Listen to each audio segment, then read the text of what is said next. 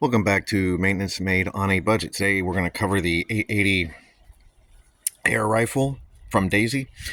Going to do a quick little tutorial on this. We're going to do some target shooting and just wanted to kind of go over my thoughts on it.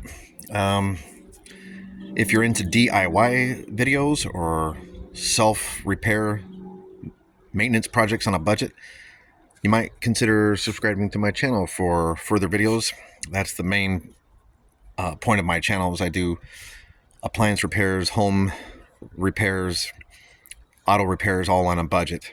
So if you're into that, please consider subscribing and following along.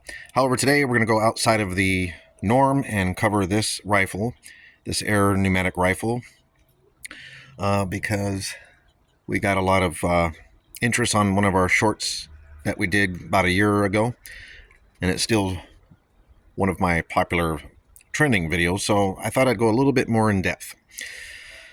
Bought this for my son about 2 years ago, and overall it's a decent air rifle for a beginner to learn how to practice shoot, and then even beyond practice shooting, target shooting, maybe even get some rodents.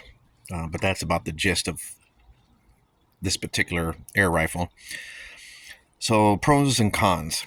First off, the pros: easy to operate. You have to pump. It has the bolt right there where you manually put your pellets. On the flip side, it's got the holding chamber. I believe that's up to 25 to 50 pellets. Everything is in the instructions. I don't have the instructions on me, but so some of the details I won't be able to cover too much, but like I believe that was 20 to 50 pellets or so. We don't count, we just kind of fill it up and then go. So what you essentially do is, and then of course you have your safety down here. You have your safety down here. Sorry for that.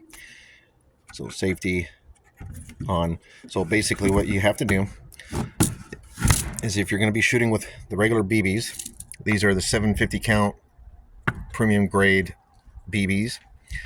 If you put these guys in there, right, all you got to do is fill up your holding cartridge and then slide that back. It has sort of like a little bit of a magnet effect. You'll see the pellet come in. And of course, before you do this, you pump. Generally, we pump between 6 to 8 pumps.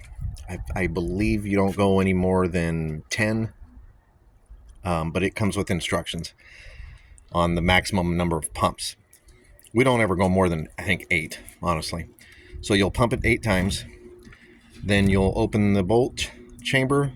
You'll see the pellet kind of just fall into place. Lock it forward, take your safety off, and then aim. Now, if you're going to be using the .177 with the flat nose, it's got like the flat nose there. These you would use to actually get gophers, rodents, because it will have a more of a penetrating effect. However, they are more of a pain to load. These, I wouldn't even recommend putting in there. I mean, it's really kind of a pain, because you have to get this to line up the hole on your bolt. As you slide out there, you'll see that little pin. That pin has to align perfectly into the hole, into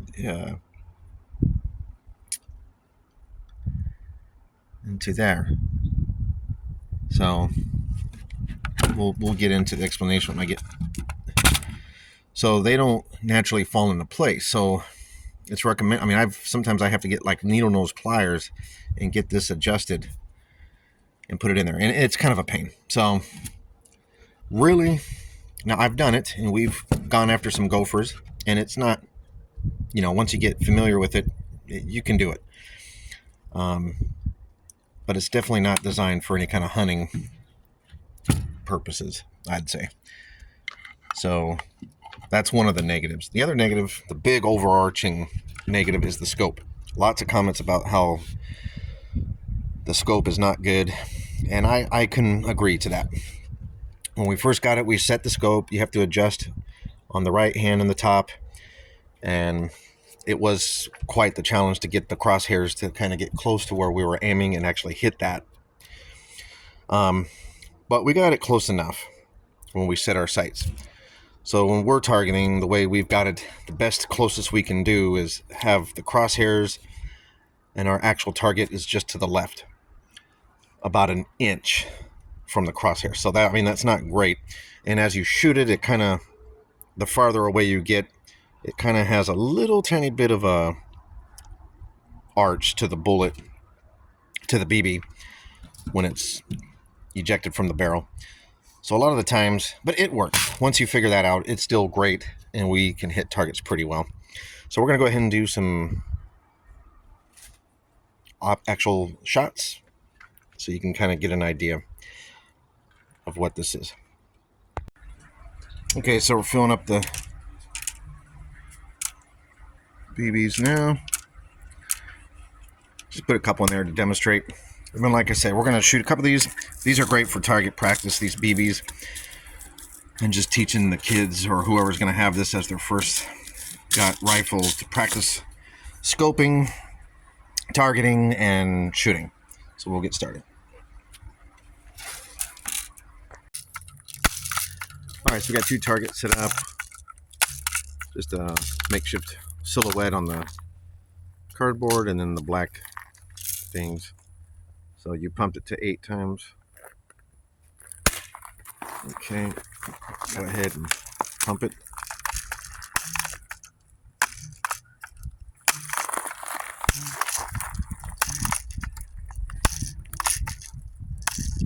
All right, and I'll show how the pellet gets in the chamber. Hit the pull, and then the BB should be already magnetically pulled by there. You push it.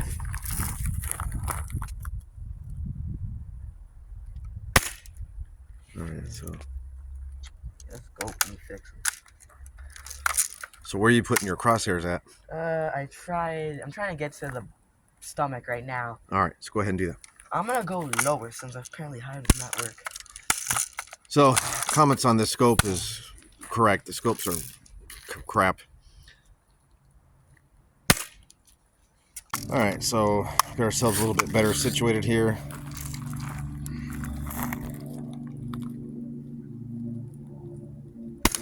Okay, I think you hit it. Yeah, let's see. But you didn't get the actual silhouette. Nope. So, wherever you had your crosshairs at, I think you had to go slightly to the left.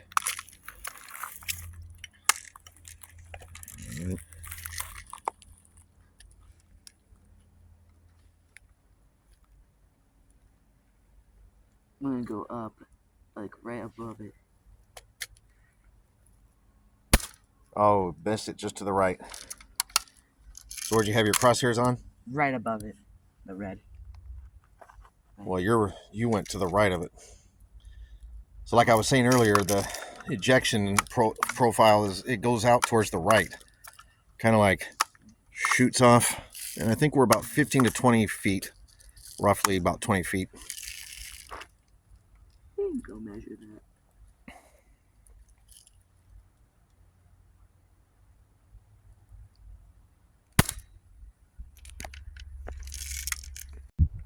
All right, so we can see we're still having a struggle with this scope. But we're getting closer. We were ending up way out here, had a couple out here. And so I'm just constantly tweaking it on the right and the left. But it seems like sometimes when I adjust it, it doesn't want to move. And then another time it keeps going. So we'll see. But I remember the first time we had this, it was a little bit easier to get the scope in on it. And then we hadn't used the rifle for about 6 months or so. So, moving around, storing it in the closet and then moving it around to get around things. Maybe it got the scope out of whack. But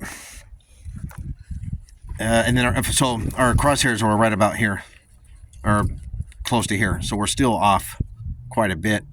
But it's started here and starting to get them grouped, at least on the silhouette. Anyway, let's show the other load. Okay, so we're going to load the other BBs.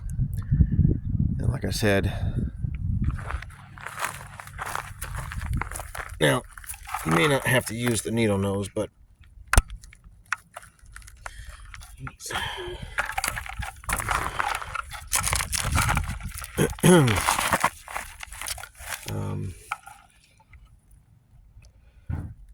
can actually get it. There you go. Good job. And then you can shoot that one. Go ahead and aim for that one.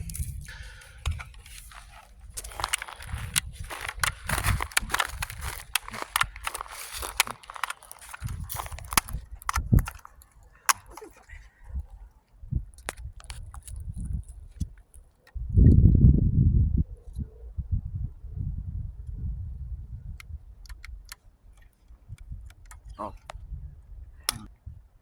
All right. Oh, still off to the right there, but yep. Yeah. Okay. Show you how to do it with your fingers. You have to take here and then just let go. Yeah, there you go. But sometimes it comes upside down, so you have to Yeah, do it again. that's the pain in the Booty. Yep. Okay. There. There you go. All right. It's like So you can do it with your fingers too. You don't have to have those needle nose, but yeah, like I said, if you're trying to get a gopher, going for the water bottle, I don't want to. I was drinking. go for the water bottle. Probably have to go to the left of it. I don't know. I don't think I hit it. All right, so we got our grouping a little bit better. It took a while, but he was actually getting the hit. I think his crosshairs, he said, was actually, he got it actually to aim right on the mast, center mast, but they kept getting grouped up around here a little bit. And pumping and shooting, you know, his arms were getting tired. He wasn't able to hold it steady. But it is what it is. It's not, it's a BB gun. It's not a hunting rifle by any measure. So, you know, for a beginner to learn safety, to learn basic sighting and targeting and just practicing and good, you know, handling of weapons, this is the best way to start off for sure. I don't have any problems with it. I knew when I bought this that it was just for practice and to teach my son how to, you know, learn basic safety, learn how to respect weapons and treat them as if they're always live and hot, you know. And it's great. It's fun to get outdoors. It's fun.